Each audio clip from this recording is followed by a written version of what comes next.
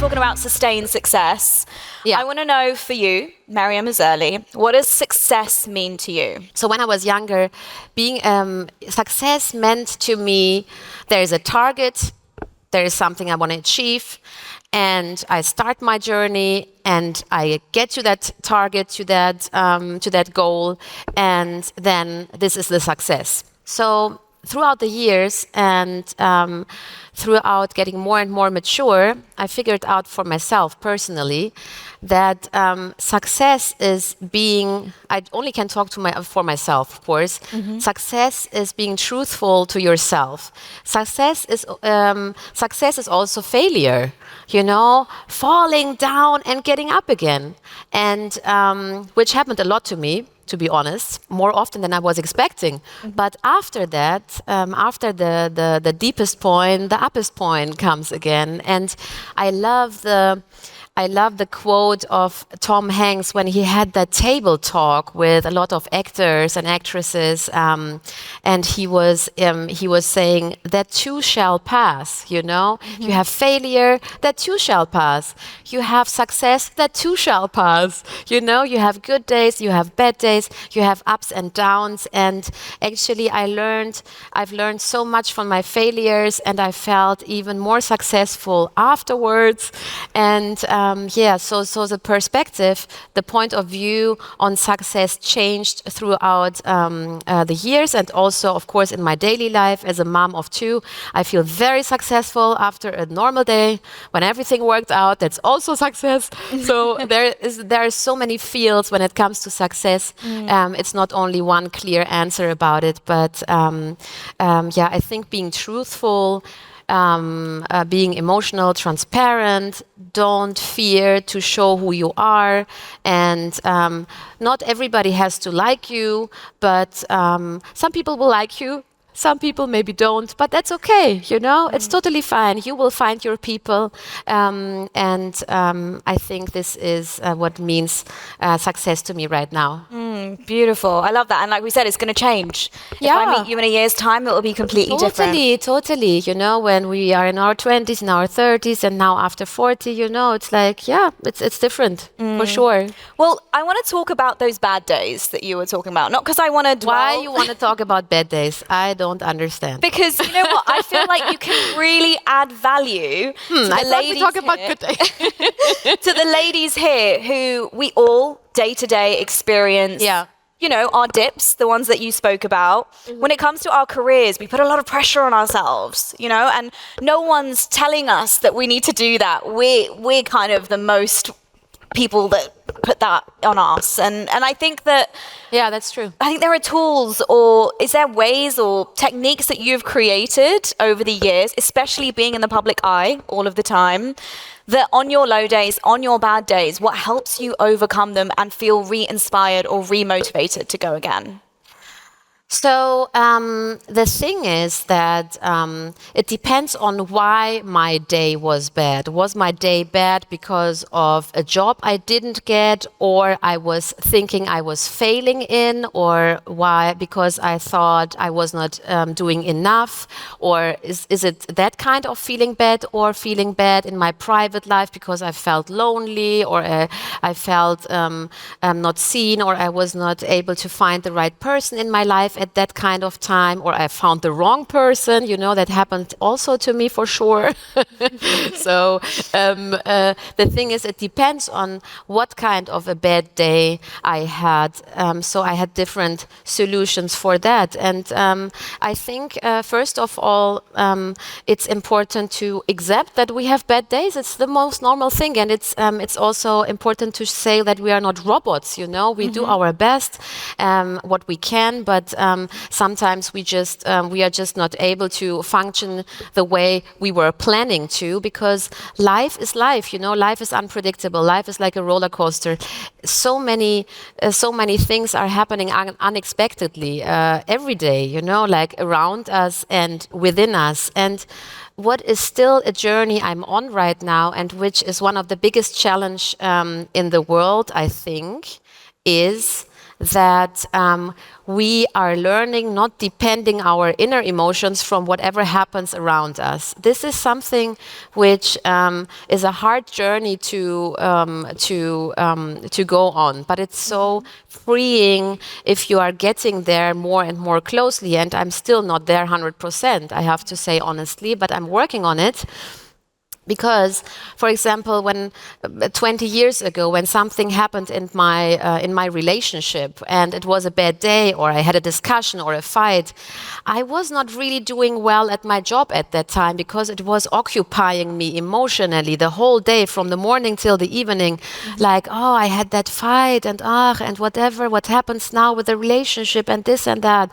And now, 20 years later, it's not like that anymore. I can focus more on myself, and I'm more connected to myself. And I think that is a beautiful learning process if you learn to not depend your own inner emotions on whatever happens around you. This is so freeing, because then you're just more powerful within and with yourself, because somebody tells you maybe something which hurts you.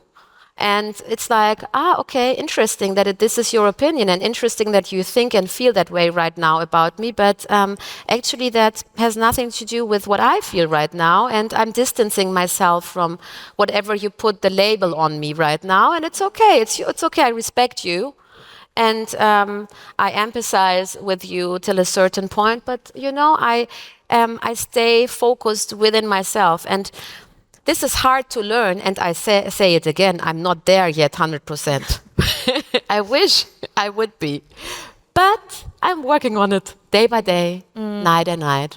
Yes. Yeah, I love that. That's so important. But it's because it's freeing, yeah. Absolutely. A few claps in the front row there on that. Yeah. Thank you. That's so important for us to hear. And, by now, all of us have heard the quote, you are the average of the 5 closest people to you.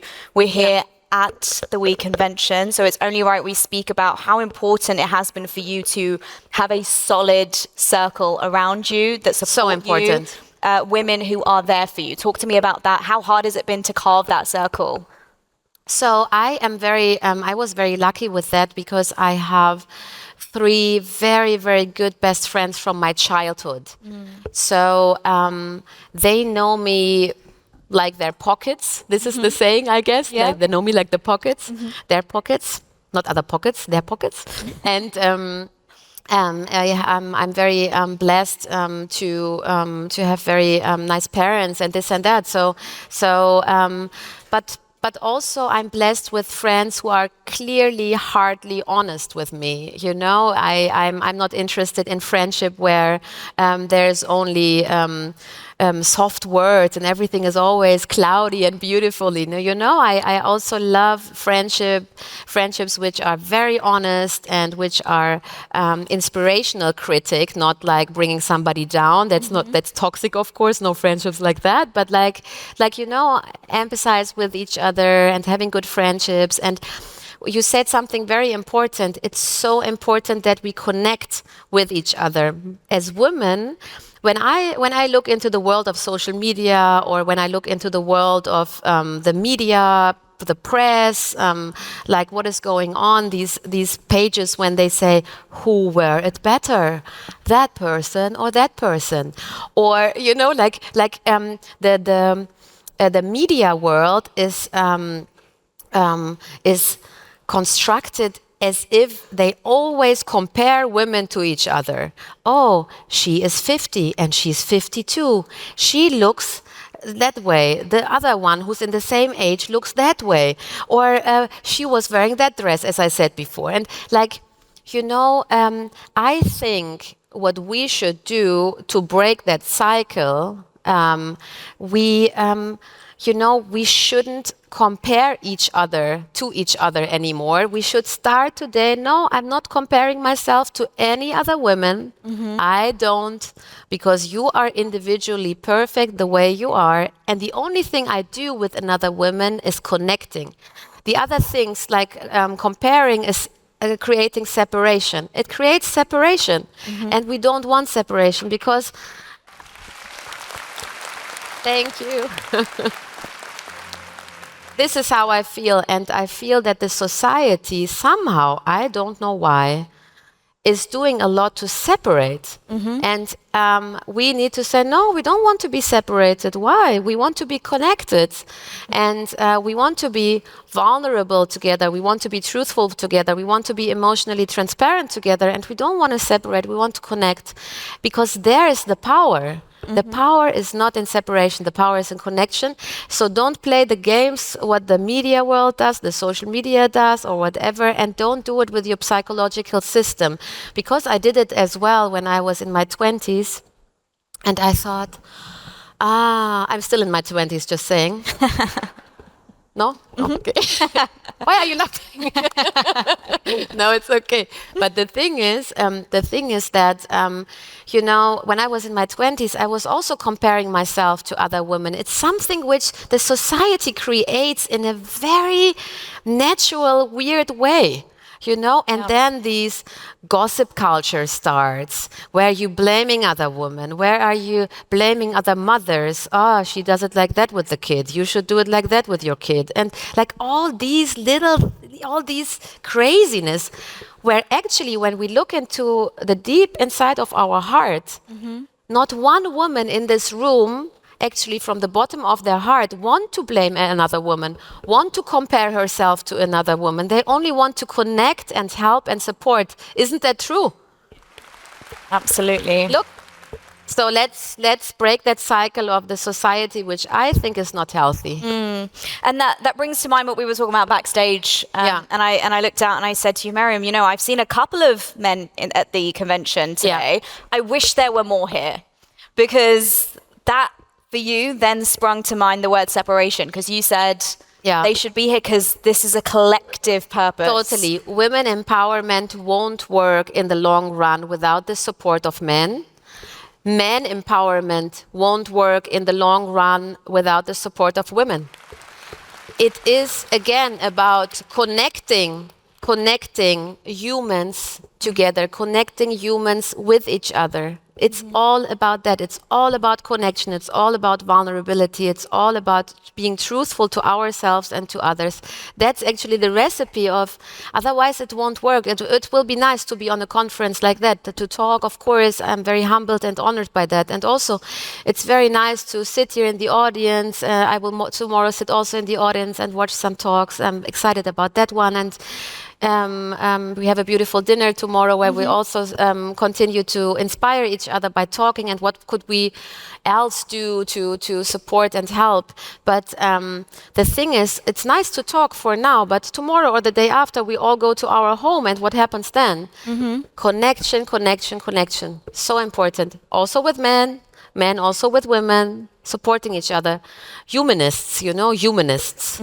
I love that. And I know we've got 2 minutes left. I wish we had longer. What? I know. Meryem came all this way.